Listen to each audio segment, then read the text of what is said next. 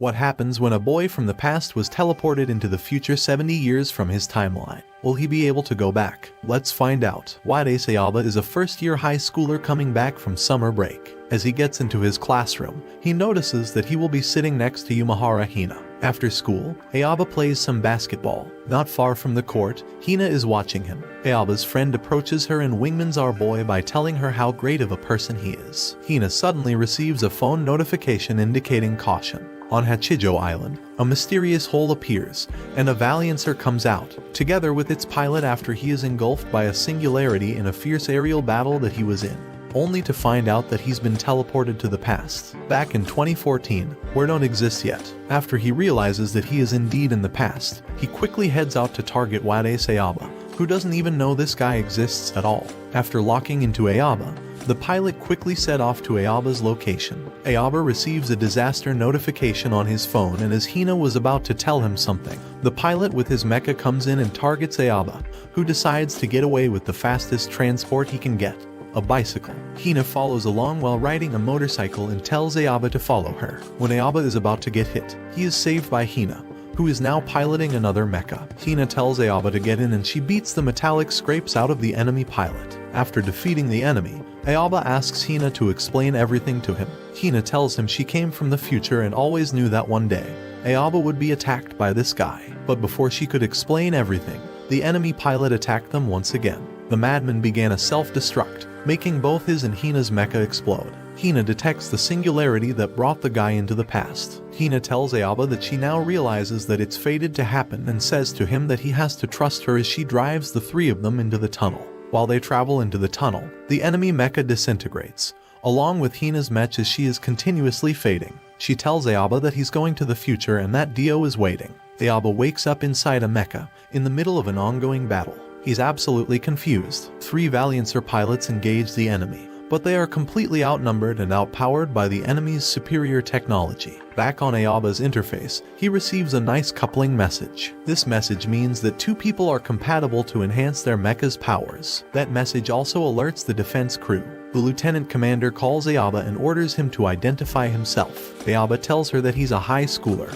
which still confuses the officer. The commander orders his officers to pair the mecha together. He tells them that if Ayaba shares Dio's ability, he too will be able to pilot a mecha. Dio orders Ayaba to do the coupling with him, telling Ayaba to say connect with Dio. The coupling is a success and the two pilots' mechas transform into something new. The two newly transformed mechas absolutely trash the enemies. Ayaba still doesn't know what he's doing but turns the tide of battle in his favor. Bizon, one of the enemy commanders, tells his men to retreat as they're now on the defensive. After the battle is over, the crew captures Ayaba and asks him to explain himself. Ayaba is told he's in the year 2088.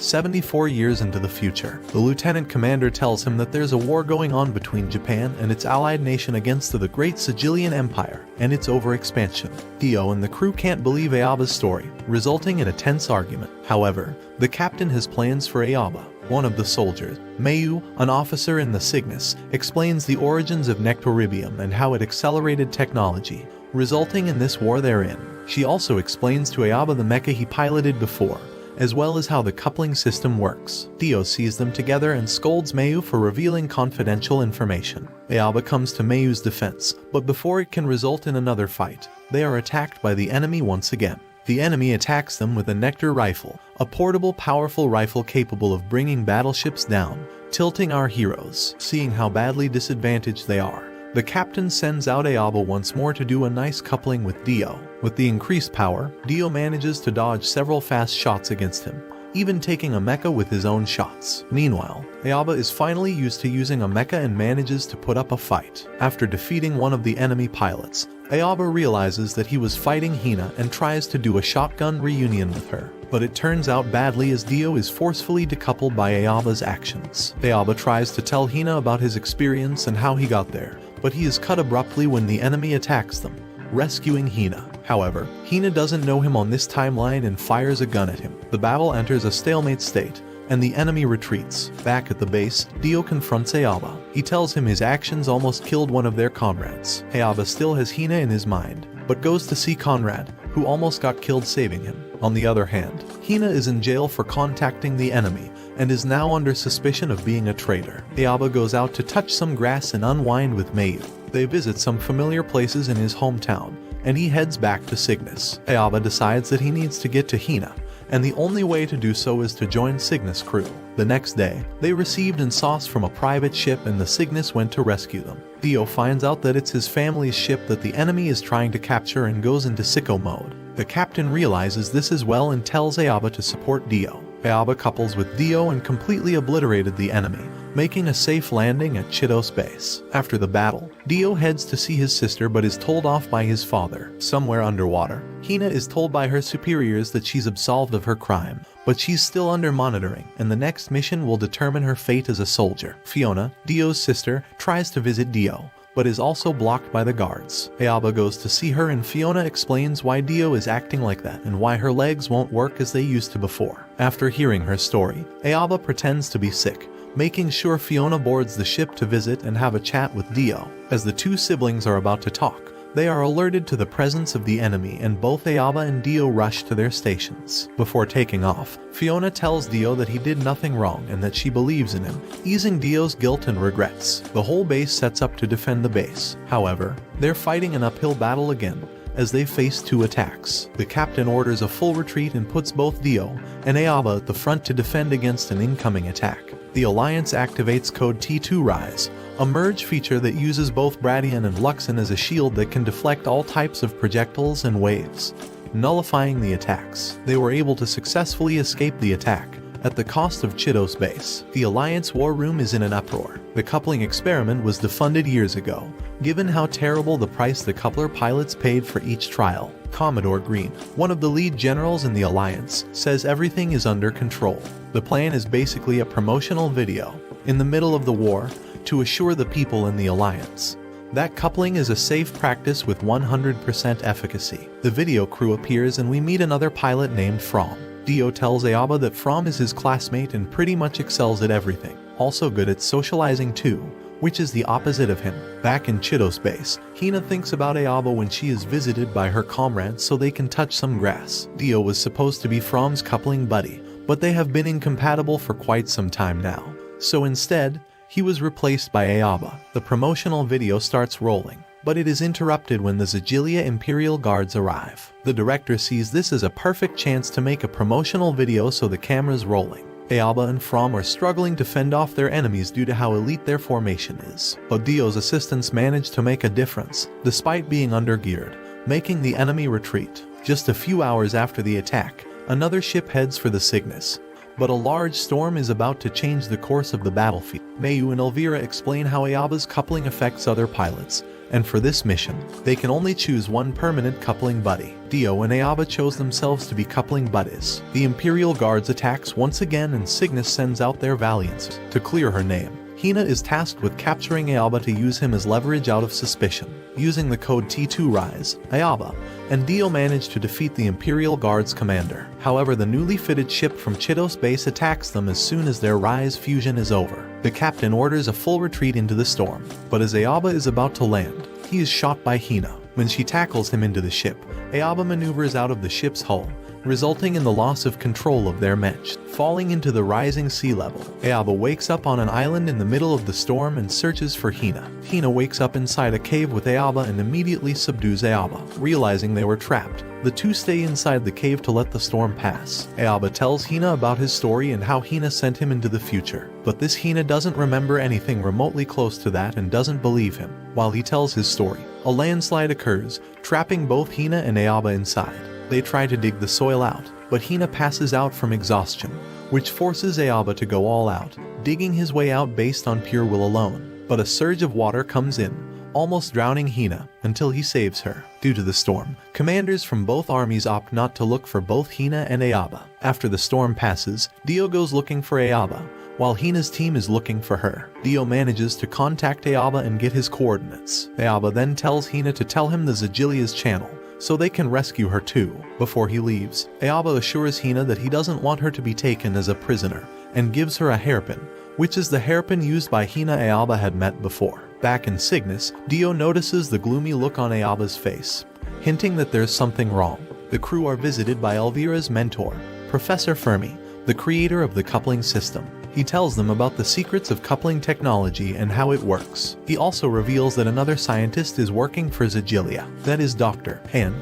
The guy looks like he works for the SS. After a series of tests on the coupling, Dio confronts Aoba, telling him that he could fool the machines, but not him. Aoba explains that in this future, there's no Hina. The Hina he met on the island isn't the same person who sent him into the future. Dio then pops Aoba's face and the two fight wildly until their comrades stop them. Suddenly, Professor Fermi visits the boys and explains how coupling works. He sheds some light on Aoba's story. While traveling, Cygnus is attacked yet again by their enemies, sending waves upon waves of missiles. Dio and Aoba argue once again. The two insult each other, calling Crybaby and Siskin, while fending off volleys of missiles. The enemy had the right read on their maximum coupling time, but due to their argument they reached a new record, and defeated the enemies, until they backed off. Following the death of Professor Fermi, the Alliance is tasked with moving in group. While the Alliance crew is busy in Hawaii, Zigilia's army prepares a covert operation, with Hina's father, Commander Ryazan, as the leader. Zigilia's infiltration mission starts and throws Hawaii base into chaos. Cygnus crew are ordered to help in the defense. Ryazan's team manages to enter the coupling mecha's compound,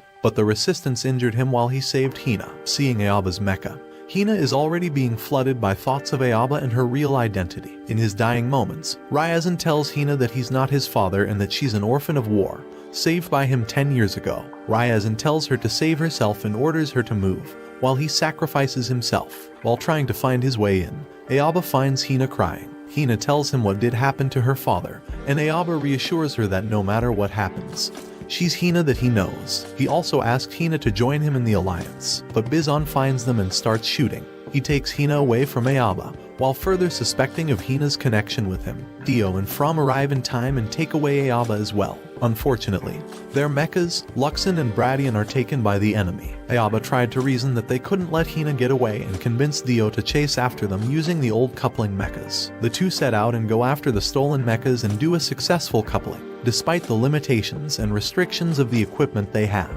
The enemy commander orders Bizon and the gang to retreat, signaling the end of their mission. Hina sends off her dad one last time after being killed. Bizon confronts her about Aoba and Hina reasons her way out using Aoba's story. But Bizon thinks it's a lie and blackmails her, while stealing her first kiss. But he still gets rejected. Dr. Han made a series of coupling tests, and only managed to get one good result with Hina. He later gives her a shot, which pretty much zombifies her the entire fight. Back in Cygnus, Dio tells the crew that he saw Aoba's memories, as well as Aoba with him. Dr. Han proposes to Hina's commander that she be transferred into his research corps as a soldier in the coupling tech. Bizon also volunteers to be his coupling buddy, but had to go through a painful coupling activation. The entire Hawaiian fleet receives orders that they are to blast their way into Alaska and destroy the Gorgon cannon by the enemy. Arriving near the coast, the Alliance meets the resistance, but were tilted heavily when the Garapushka cannon fired, decimating half their forces. Hina and Bizon go out to end the Alliance's remaining forces. As the two enter the coupling, they damage the Cygnus. They end off most of Alliance's mechas, until the arrival of both Aoba and Dio's new mechas, Luxon and Bradian next. The four mechas engage in a coupling mecha battle. The captain of Cygnus orders an all-out attack,